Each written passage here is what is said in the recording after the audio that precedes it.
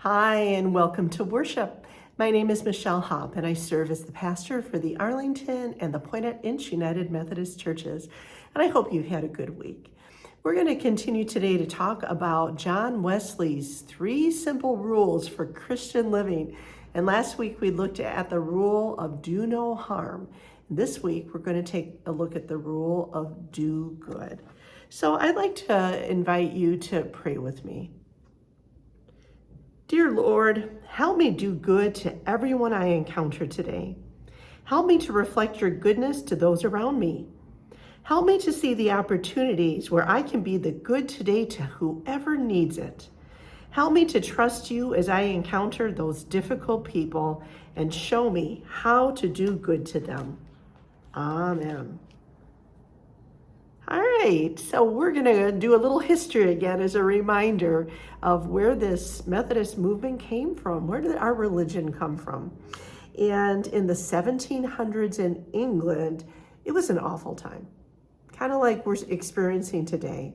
There were wars, there was poverty like they hadn't seen in quite some time. There was child labor in the factories, there was slavery, horrible, horrible poverty. And it was during this time that a religious movement took off and spread like wildfire, and it was called Methodism. This powerful movement was led by John Wesley. Well, John Wesley is the founder of United Methodism, and he was a priest in the Church of England. So people who were Methodists were also members of the Church of England. It was just a movement within the church. And Wesley told his people, if you want to be part of this Methodist movement, if you want to change your life and the lives of others, well, then just follow these 3 simple rules. And they are do no harm, do good, and stay in love with God. Now, the rules Wesley taught early Methodists during this period of trouble, not too different from today's troubles, these rules are still extremely relevant. The first rule, which we talked about last week, is do no harm. And we focused on how we often harm people through our words. Because Christians, we too, we're capable of being bullies and gossips. We've become really good at insults and put-downs and sarcasm. We forget that our enemies are human beings, loved by Jesus and made in God's image. Last week, we also focused on the Be Kind movement in our communities, a proactive attempt to save kids' lives by reducing and addressing bullying. You're probably noticing a whole bunch of Be Kind signs popping up all over in neighborhoods with different logos and different colors. You know, do no harm sounds pretty simple at first, doesn't it? But the minute we open our mouths to gossip or say cruel things, we're breaking rule number 1. Now, the second rule, which we're going to explore in greater detail today, is do good. Now, doing good doesn't sound too hard either, does it? Until you hear John Wesley's definition. Now, John Wesley said, oh my goodness, you know it's not going to be easy. Do all the good you can, by all the means you can, in all the ways you can, in all the places you can, at all the times you can, to all the people you can, as long as ever you can. That is a lot of good, isn't it? But what kind of good was John Wesley talking about? Well, helping the poor, feeding the hungry, visiting the sick, housing the homeless, and visiting people in prison. And that, my friends, doesn't that sound a lot like Jesus' parable of the sheep and the goats from Matthew 25? In that parable, Jesus talks about the end times when he will separate the sheep from the goats. And here's what he says about the sheep. Jesus said, then the king will say to the sheep on his right, come, you who will receive good things from my Father, inherit the kingdom that was prepared for you before the world began. I was hungry, and you gave me food to eat. I was thirsty, and you gave me a drink. I was a stranger, and you welcomed me. I was naked, and you gave me clothes to wear. I was sick, and you took care of me. I was in prison, and you visited me. Do you see how Jesus highlights acts of hospitality, clothing and feeding people, and acts of justice, welcoming the stranger into your home, and acts of compassion, visiting the sick and the imprisoned? The sheep did all these wonderful things, and they fulfilled God's law. In other words, we should be sheep. But then there were the goats. And this is what Jesus said about the goats. He said, "Then the king will say to the goats on the left, 'Get away from me, you who will receive terrible things. Go into the unending fire that has been prepared for the devil and his angels.' I was hungry, and you didn't give me food to eat. I was thirsty, and you didn't give me anything to drink. I was a stranger, and you didn't welcome me. I was naked, and you didn't give me clothes to wear. I was sick and in prison, and you didn't visit me." The goats failed to do acts of hospitality. They failed to clothe and feed people. The goats failed to do acts of justice. They didn't welcome a stranger into their home.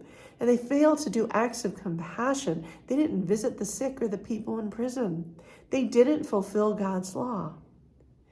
And in the end times, Jesus will separate the people who did good things.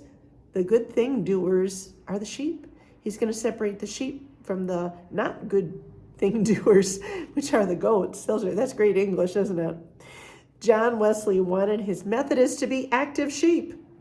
And he set a beautiful example. In fact, he set the bar really high.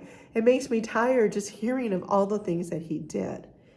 Wesley would regularly visit local prisons, especially those prisons that had people on death row. He would preach and he would pray for those people awaiting their executions. I was in prison, and you visited me. John Wesley would also fast regularly, which is interesting. That's not something we do very much anymore. He would not eat anything from sundown on Thursday to sundown on Friday. He only drank water and tea during the fast. And John Wesley would then give money from the food that he didn't eat to the poor, because on Friday evening, he would finally break the fast with a very light meal. He would eat broth and bread and water and maybe some tea. And then he would take that money he saved from not eating breakfast or lunch on Friday, and he would give that money to the poor. And he regularly visited the poor. And if you tried to send money with John Wesley to the poor, he'd say, I'm not taking it. You go yourself. You need to make friends with the poor. You need to be in a relationship with them. I was hungry, and you gave me food to eat. I was thirsty, and you gave me a drink. And when it came to money, John Wesley lived by the motto, earn all you can, save all you can, and give all you can. And wow, did he earn, save, and give? He was continually living on the verge of poverty. In fact, it is estimated, and this amazes me, it's estimated that he gave away roughly $6 million in his lifetime, and he died with less than $2,000 to his name. John Wesley also gave clothing to the poor. He regularly begged for the poor. In his journal, he wrote about how for 5 days during a big snowstorm in London, he went all around trudging through the snow-filled, slush-filled streets, begging for money to help to clothe and feed the poor, stopping only one time when he got sick. And you know how old John Wesley was when he did this? 81. Can you believe that? And he succeeded in raising the equivalent today of $100,000 to clothe and feed the poor. Now, based on that, 81 years old in the 1700s, we can't now say, I'm too old, or I've done enough. I did it all when I was young. I don't need to do sheep-like things anymore. That's not true. We're never too old to do something sheep-like to help somebody to do some good. I was naked, and you gave me clothes to wear. John Wesley also took care of the sick. He purchased an old, dilapidated munitions factory, and they later called it the Foundry. Using the Foundry as their headquarters, early Methodists provided medical care, food, shelter, and clothing through the Foundry. I was sick, and you took care of me. And John Wesley welcomed the widows and the orphans. He created a home for poor widows. He created a home for orphans, and he created several schools to educate poor children. I was a stranger, and you welcomed me. You know, since the beginning, Methodists have done their best to cultivate these qualities: kindness and compassion, hospitality and justice. We are people who make a difference. Doesn't matter how old we are. And we have the best example in Jesus. In Acts 10, verse 38, we learn that God anointed Jesus with the Holy Spirit and power. And then Jesus, because he had this Holy Spirit and power, went around doing good. Jesus was good. He was born to do good and be good, and we should do good too. God has given us God's Spirit as well. We have the power to do it. In today's gospel story, Jesus and his disciples enter the town of Nain, N-A-I-N, kind of an interesting name for a town, where they encounter a funeral procession. Have you ever encountered a funeral procession? You might have seen the lead car with a yellow flashing light, and all of the other cars in the procession might have flags. You might even have a police officer who is directing traffic. And you know that when you are by a funeral procession, you have to practice patience and compassion, don't you? Because there's often a little bit of a wait involved. Well, in our gospel story, the funeral procession isn't by car, it's on foot. And Jesus meets the widow whose adult son has died. And Jesus wanted to care for the widows and the orphans and the poor, the least of these. And as he approached the town gate, he saw the dead person being carried out, the only son of a woman who was also a widow. And a large crowd from the town was around her. And when Jesus saw her, his heart went out to her. He went up to her and he said, "Don't cry." But this poor woman, she had just lost everything. In her patriarchal culture, she needed to be under a man's care and authority. It's just the way it worked back then. When she was young, she was under her father's care, and when she got married, she was under her husband's authority and care. But when he died, according to the Jewish culture and law, she was supposed to get married to her husband's brother or another male relative. Well, it doesn't look like it happened in this case. So she became under the care and authority of her adult son. And now that he was dead, she was about to be thrown into the fringes of the society and be alienated from her friends and her family. Now notice what Jesus does next. He went up and he touched the funeral pyre. Jesus touches the funeral pyre. And in doing so, he broke Jewish law. Because in Numbers, which is part of the Torah, Numbers 19:11 through 12, it says, "Whoever touches a human dead body will be unclean for 7 days. They must purify themselves with the water on the 3rd day and on the 7th day, and then they will be clean." So what was Jesus supposed to do after touching a dead body? Well, he was supposed to go home, right, and wash up and then do special washing on the 3rd and 7th day. He was supposed to isolate himself for 7 days. But Jesus didn't do those things. Why? Because he had great compassion for the grieving widow.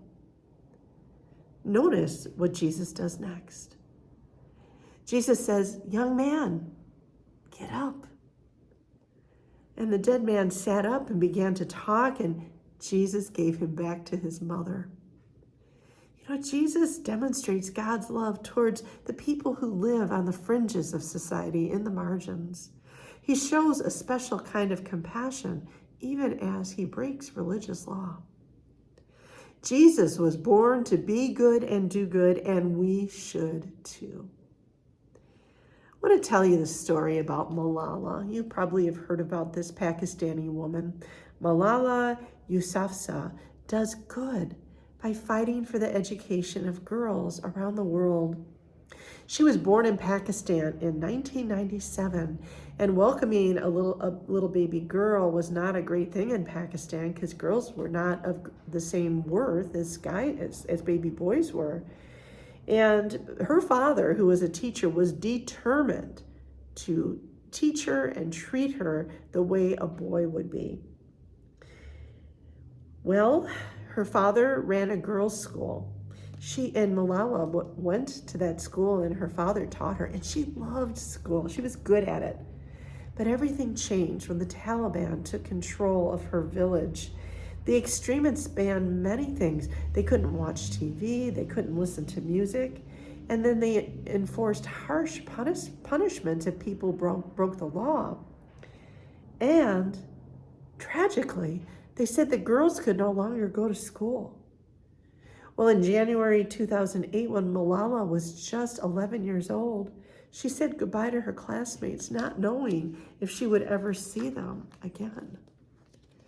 Now, Malala, as a young girl, spoke out publicly on the behalf of girls and their right to learn. And this made her a target for the Taliban.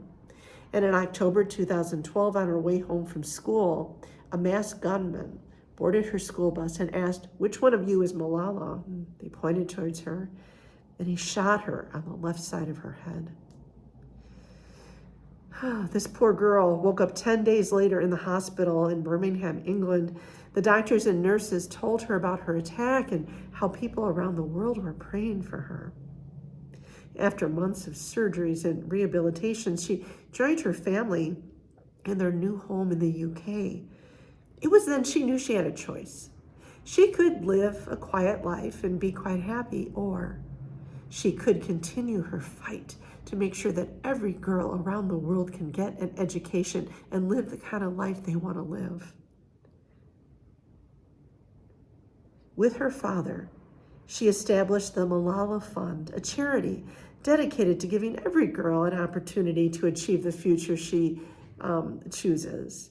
And in recognition for her work, she achieved and received the Nobel Peace Prize in December 2014, becoming the youngest ever Nobel laureate. Malala chose to do good.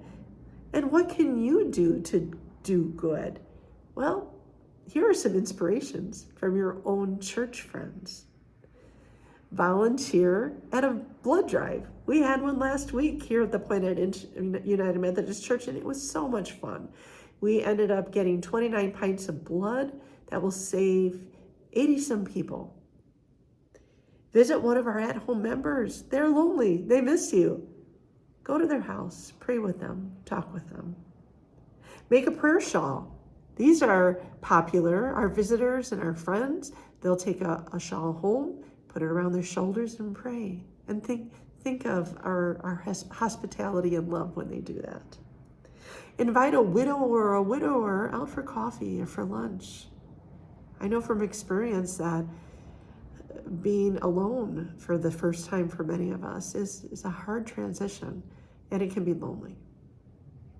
Volunteer with the Christian Ed program. Tonight we are starting our Wednesday night church school, and I'm so excited. We're having a pizza party, and we are going to introduce the kids to our new Gaga ball pit outside. That is the surprise. It is so much fun working with kids. If that's something that you're interested in, let us know. We'll find a place for you to help to serve.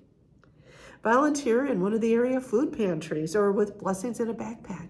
Help to feed people and give them drink. Volunteer at Second Harvest. Second Harvest helps food pantries. You can pack carrots or salamis or cereal or whatever they have the day that you volunteer. create a float and represent the church in a local parade. We've got a parade of lights coming up in Poinet in December. Just an idea. Join the choir. Sing a solo. You can do that any day at church. Just tell me. We'll get you in there. Clean the church. Host a United Methodist Women, or they're now called United Women in Faith, event at your church. Those are fun. Volunteer at an animal shelter. Volunteer at the school district. They're now accepting people again. They're starting up their buddy program.